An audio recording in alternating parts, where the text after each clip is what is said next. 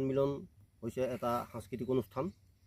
2018 চনত বৃহত্তৰ সোণপুৰ অঞ্চলত বসবাস কৰা কাৰ্বি, বড়ো, ডিমাচা আৰু ভাষিক অসমীয়া এই চাৰিওটা জনগোষ্ঠীৰ লোকসকলে একলগ হৈ প্ৰতিটো জাতি জনগোষ্ঠীৰ কৃষ্টি সংস্কৃতিসমূহ অক্ষুণ্ণ ৰখাৰ স্বাৰ্থত আৰু লগতে আটাইকেইটা জাতি জনগোষ্ঠীৰ মাজত ভাতৃত্ববোধ বজাই ৰখাৰ স্বাৰ্থত আমি এই সাংস্কৃতিক অনুষ্ঠানটিৰ জন্ম দিছিলোঁ।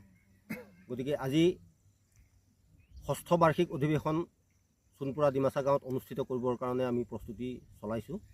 অহা 31 মে দেওবাৰে আমি সোণপুৰা ডিমাচা গাঁৱৰ প্ৰাথমিক বিদ্যালয় প্ৰাংগণত আমি এদিনীয়া কাৰ্যসূচীৰে ৰিব্বৈ ডিমা জনগোষ্ঠীয় সাংস্কৃতিক সন্মিলনৰ 6ষ্ঠ বাৰ্ষিক অধিৱেশনখন অনুষ্ঠিত কৰিব বিচাৰিছোঁ আৰু তাৰ বাবে ইতিমধ্যে আমাৰ প্ৰস্তুতিৰ কাম চলি আছে।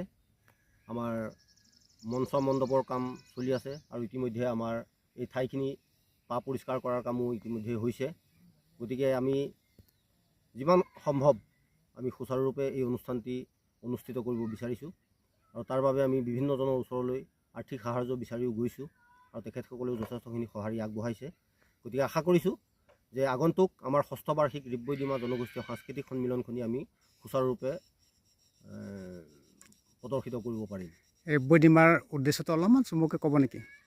ৰিব্বৈ ডিমাৰ উদ্দেশ্যটো আমি 2018 চনত যেতিয়া এই নতুন অনুষ্ঠানটোৰ জন্ম দিছিলোঁ তেতিয়া আমি এটা কথা চিন্তা কৰিছিলোঁ যে এই ইয়াত বসবাস কৰা গোটেইকেইটা জাতি জনগোষ্ঠীৰ ভিতৰত ভাতৃত্ববোধ একতাৰ ভাৱ এই ভাৱবোৰ বজাই ৰাখিবৰ কাৰণে আমি এটা দিশ আমি সামৰি লৈছিলোঁ, সেইটো হৈছে সাংস্কৃতিক দিশ।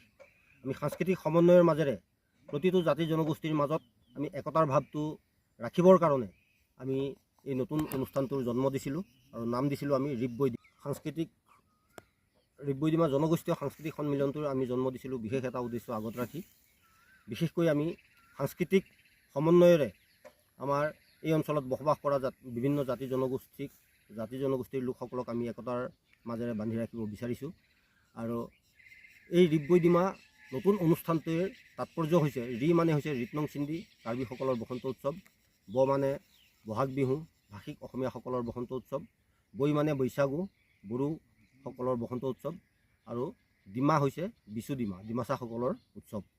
গতিকে এই চাৰিওটা জাতি জনগোষ্ঠীৰ আমাৰ বসন্ত উৎসৱটিকে আমি লৈ এটা নতুন শব্দৰ সৃষ্টি কৰিছিলোঁ আৰু সেইটো হৈছে ৰিব্বৈ ডিমা আৰু গোটেই অনুষ্ঠানটোৰ নাম হৈছে ৰিব্বৈ ডিমা জনগোষ্ঠীয় সাংস্কৃতিক সন্মিলন। গতিকে এই সন্মিলনৰ জৰিয়তে আমি আমাৰ বিভিন্ন জাতি জনগোষ্ঠীৰ মাজত সাংস্কৃতিক সংৰক্ষণকে আদি কৰি ভাতৃত্ববোধ একতাৰ ভাৱবোৰ যাতে আমি বজাই ৰাখিব পাৰোঁ সেই উদ্দেশ্যেই ৰিব্বৈ ডিমা জনগোষ্ঠীয় সাংস্কৃতিক সন্মিলনৰ আমি জন্ম দিছিলোঁ 2018 চনত। ঠিক আছে।